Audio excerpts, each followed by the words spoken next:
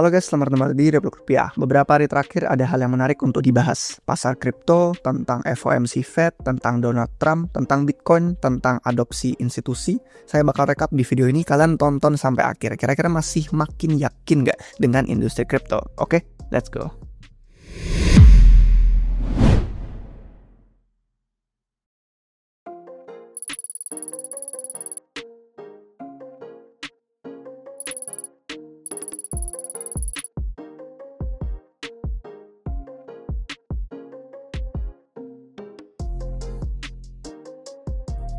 Jadi selama FOMC Fed kemarin, itu ada konferensi 3 hari di New York tentang Digital Asset Summit 2025. Yang bikin itu Blockworks.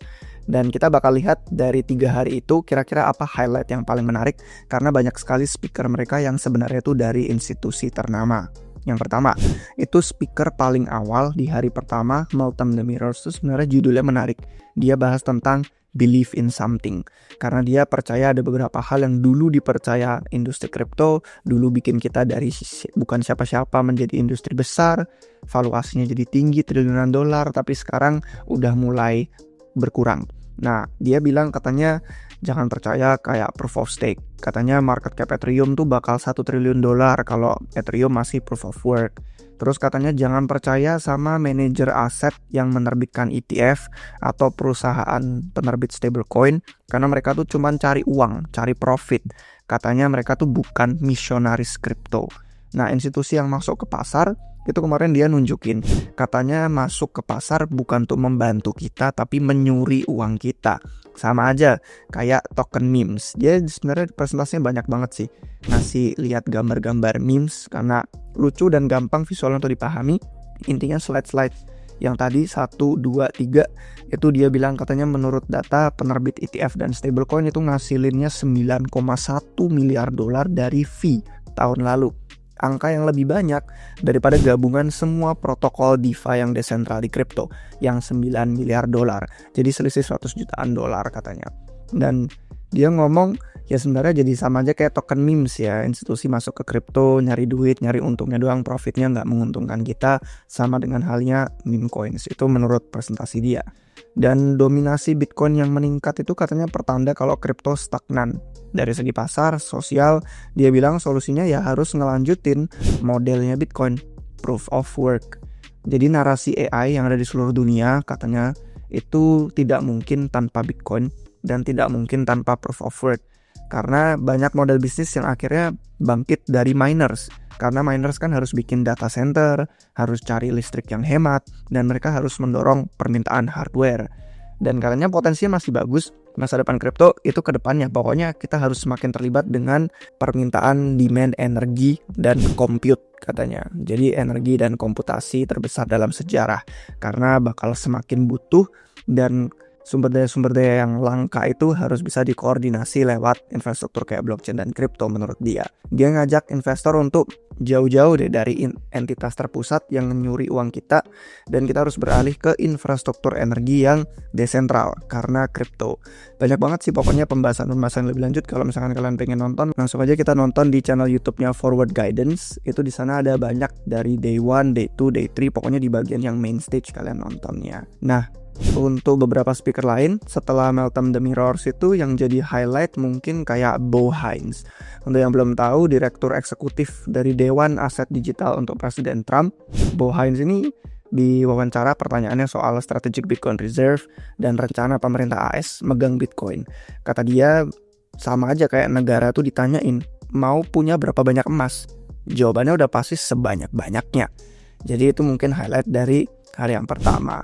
Meltem Demirors menurut saya ini menarik, dan yang Bo Hines tadi bisa jadi highlight. Untuk yang hari kedua, itu sebenarnya ada banyak speaker yang topiknya tuh pasar modal kripto. Yang pertama ada kayak Santiago Santos, dia mulai dengan project L1 barunya, namanya Inversion. Dan katanya industri kita tuh lebih dari sekedar kasino. Inversion berencana jadi kayak Berkshire Hathaway-nya kripto, dan dia yang nunjukin memang sih ada contoh-contoh buruk ya kan, kayak meme coins, larak, pula scam. Jadi istilahnya kayak kok isinya cuma kasino doang.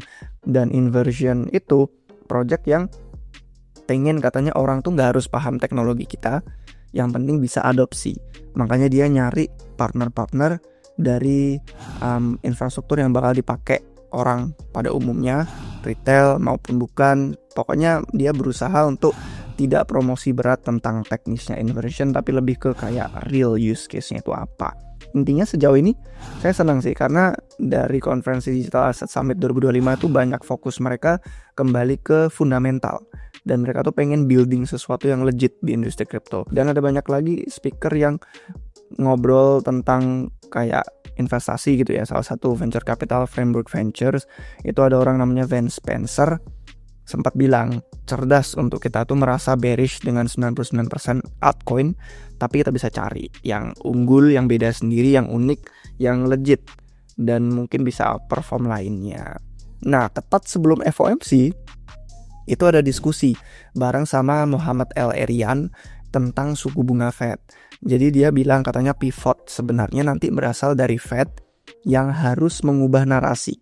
Dari yang tadinya katanya mangkas suku bunga karena berita bagus, misalkan inflasi turun, itu jadi mangkas suku bunga karena berita buruk, misalkan pertumbuhan menurun. Dan kata El-Erian ini, Fed harus pinter ngomong gimana caranya biar orang gak khawatir.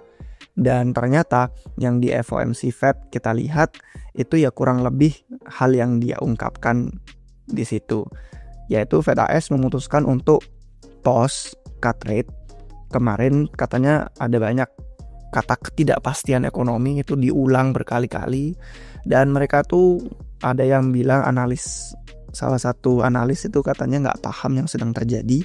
Mereka revisi proyeksi inflasi sama unemployment itu naik dan pertumbuhan ekonominya turun.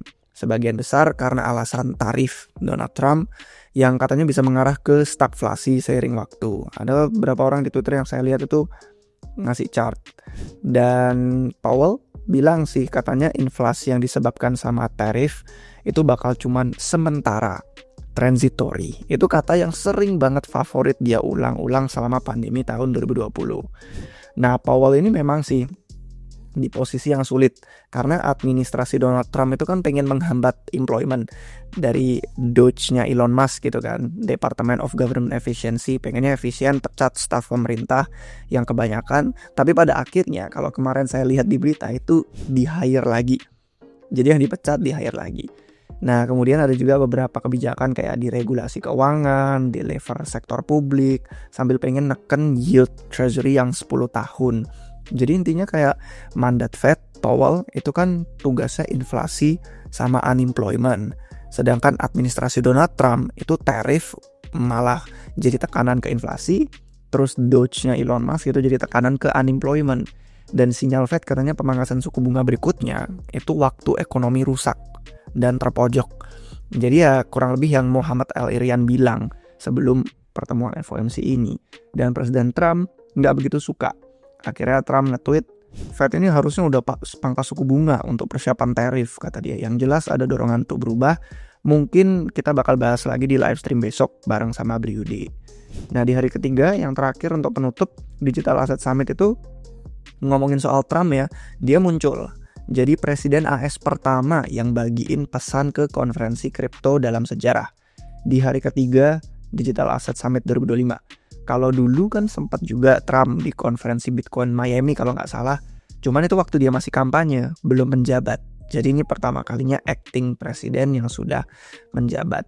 Nah, cuman lucu sih, pesannya pendek banget. Kalau nggak salah nggak ada 5 menit.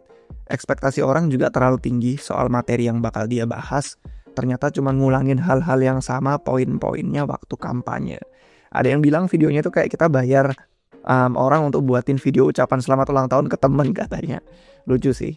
Tapi setelah dia beberapa yang mengisi jadi speaker di hari ketiga itu kayak Michael Saylor presentasi soal 21 alasan dia suka Bitcoin dan alasan orang lain harus investasi atau setidaknya punya Bitcoin. Dan ada wawancara Michael Saylor juga bareng sama Pete Rizzo, historian Bitcoin OG.